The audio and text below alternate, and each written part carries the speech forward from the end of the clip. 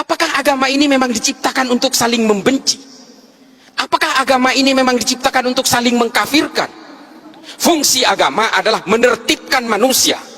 Kalau kemudian ada orang yang dengan memeluk agama, memeluk keyakinan agama, tiba-tiba dia tidak merasa tentram, gelisah dengan keimanan orang lain, ingin mengkafir-kafirkan orang lain, bukan salah agamanya, Dek, salah tafsir. Saya ingin cerita 3 kisah sebenarnya. Kisah yang pertama adalah dalam 2 bulan terakhir ini saya dilibatkan oleh pemerintahan Somalia. Saya melakukan Zoom meeting dengan para menteri di Somalia dan juga dari kepresidenan Somalia. Zoom meeting berkali-kali. Mereka ingin tanya bagaimana sih cara Indonesia itu mengatasi kelompok-kelompok teror dan ekstrim ini. Sementara kami, ini menurut Menteri Agama Somalia, sementara kami satu negara ini, Pak, pahamnya sama, Pak, penganut paham Wahabi Salafi. Satu negara. Wallahi, ini saya cerita yang benar. Kalau saya dianggap ngecap. Negara saya sama-sama, Pak, mengharamkan ucapan Natal. Tidak boleh. Negara saya sama-sama mengharamkan musik. Ini di negara saya. Pahamnya sama. Saya mewakili pemerintahan hanya memegang separuh Somalia. Pemberontaknya yang bernama Al-Shabaab juga punya keyakinan yang sama, memegang separuh lagi wilayah negara saya. Apa? Gimana? Kok mereka itu nggak pernah berhenti bertikai? Padahal fahamnya sama, manhajnya sama, ijtihadnya sama, alirannya sama, kitab-kitab tafsirnya sama. Irisannya di mana? Mereka saling mengkafirkan satu sama lain.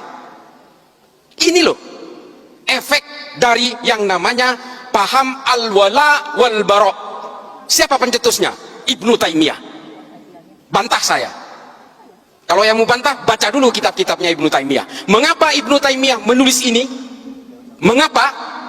Ini yang di Zoom, tolong perhatikan. Ibnu Taimiyah hidup pada masa keruntuhan Bani Abbasiyah dari serbuan bangsa Mongol tahun 1258. Dan ketika itu Ibnu Taimiyah hidup pada masa periode peperangan orang Eropa dengan orang Arab Islam untuk memperebutkan Yerusalem. Ini kuncinya. Makanya kalau kita baca semua kitab-kitab Ibnu Taimiyah itu betul-betul selalu menggugah keterpurukan politik Islam pada masanya. Makanya kalau di TV saya sering bilang gini, adik-adik, kita ini semua bukan penganut agama sebenarnya. Kita ini adalah penganut tafsir-tafsir agama. Maka kita kemudian semua berbeda-beda. Sesama agama Islam pun tafsirnya berbeda-beda. Makanya kita ini adalah penganut tafsir-tafsir agama. Kalau kalian tanya saya, Islam ini agamanya apa? Islam. Ada pertanyaan lanjutan, NU apa Muhammadiyah? Sunni apa Syiah? Belum bicara manhaj, belum bicara ijtihad, belum bicara mazhab, Syafi'ikah, Malikikah, Hanafikah, Hambalikah. Ini tafsir-tafsir semua. Sesama Islam, sesama Syafi'i, sesama NU pun masih ada yang satu pengusung khilafah, yang satu bukan. Ini tafsir lagi. Ini loh. Makanya kemudian kita itu, saya sering sekali saya berbicara di media ini, janganlah kemudian kalian mengklaim kebenaran-kebenaran itu. Karena Allah itu betul-betul menekankan dengan cetak tebal dalam Al-Quran itu, bahwa saya menciptakan manusia ini dalam segala perbedaannya, baik bersuku-suku, berbangsa-bangsa, dengan tafsir-tafsirnya, beragama yang berbeda, dengan konsep lita'arofu. Ini loh, lita'arofu itu apa? Saling mengenallah kalian, berinteraksilah kalian dengan segala perbedaannya. Perbedaan ini sunnatullah. Adik yang tidak pakai hijab, Islam. Hah? Hindu, saya tahu dia Hindu nggak pakai hijab karena dia itu lahir dari orang tua beragama Hindu. Yang di depannya kan pakai hijab karena lahir dari orang tua beragama Islam. Ini takdir-takdir kelahiran dan keimanan itu tidak bisa dipisah begitu saja, Dek. Lalu kalau kalian merasa paling benar, mengklaim paling kebenaran itu ada di pihak saya, kalian akan belajar tentang kebencian dan perbedaan itu dan kalian melawan sunnatullah. Ini loh yang kita ingin gugah hari ini, kenapa saya harus datang ke sini. Dan semua klaim-klaim kebenaran, hegemoni kebenaran itu kemudian datang berlipat-lipat, berlapis-lapis dengan kepentingan-kepentingan politik. Makanya kemudian ajaran-ajaran Ibnu Taimiyah itu diimplementasikan dalam gerakan-gerakan kemerdekaan Saudi dari cengkraman Kekaisaran Ottoman pada zamannya. Lalu kemudian keterpurukan politik Islam di Mesir dijadikan juga sebagai acuan-acuan oleh Said Qutb dalam Jahiliyatul Qarnil dari Fi Dhilalil Quran dan juga Malim fil Thariq. Dari situ kemudian berkembang, ditulis oleh Muhammad Qutb dengan Jahiliyatul Qarnin Isrin. Ditulis ulang oleh Al-Qaradawi, Ayman Al-Zawahiri, diimplementasikan oleh Osama bin Laden, oleh Abu Bakar Naji dalam Idarat At-Tawahus, kemudian semua bergulung-gulung dengan kebencian-kebencian dan brutalitas. Itulah yang menciptakan teror itu. Lalu ada pertanyaan, Pak, Wahabi Salafi itu kan tidak mengajari kita tentang kekerasan. Iya dek, memang iya. Memang iya, di situ tidak mengajarkan kekerasan, tapi lihat produk akhirnya. Yang ditahan oleh Densus hari ini sama usul fikihnya dengan orang-orang yang diyakini dari Wahabi Salafi itu. Kalau kalian mengharamkan musik, teroris yang dipenjara hari ini juga mengharamkan musik. Nih, kalau kalian mau tahu, yang kalian haramkan pajak dan perbankan dan sebagainya itu, teroris yang ditangkap Densus juga pemahamannya sama. Pemahaman fikihnya sama.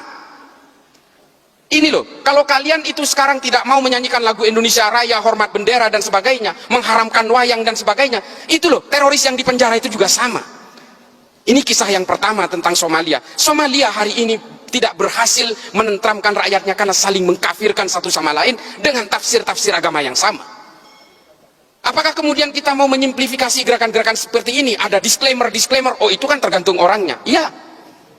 Yang namanya Al-Shabaab, nih saya kasih tahu, yang namanya Al-Shabaab itu berasal dari 32 orang yang aktif dalam kajian Islam di dalam ketentaraan Somalia.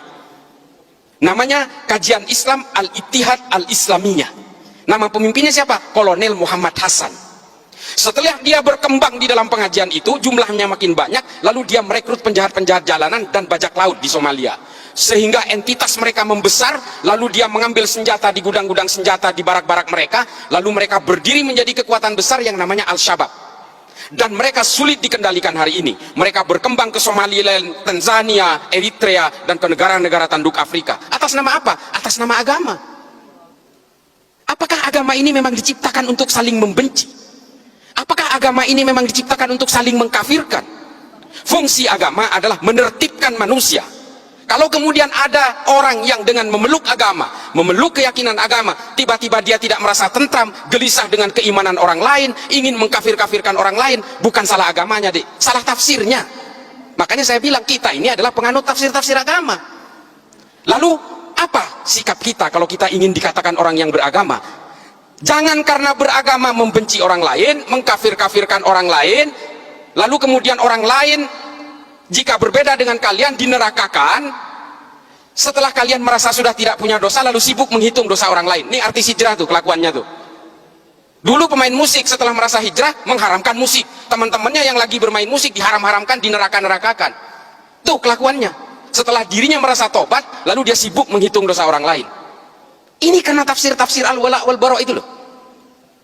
Ini betul-betul menjadi concern saya. Makanya kalau kalian lihat di TV, saya selalu menentang ini. Ayolah bawa agama Islam ini, termasuk agama-agama lain ini, tolong bawa deh ke dalam arah kedamaian, anti kebencian, anti kekerasan. Itu baru beragama namanya.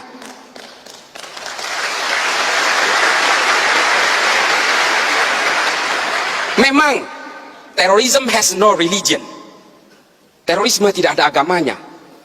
Semua agama punya potensi untuk melahirkan terorisme dan kekerasan. Semua agama, bukan hanya Islam deh.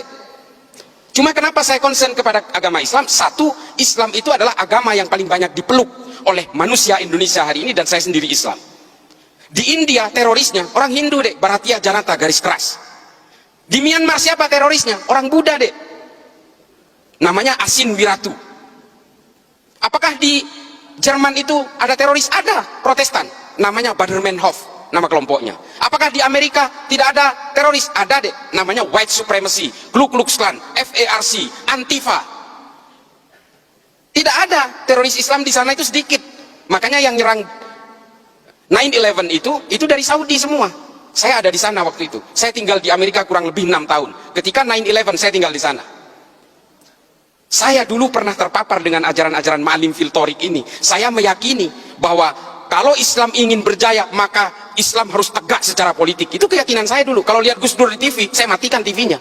Ini antek Yahudi ini. Saya dulu begitu.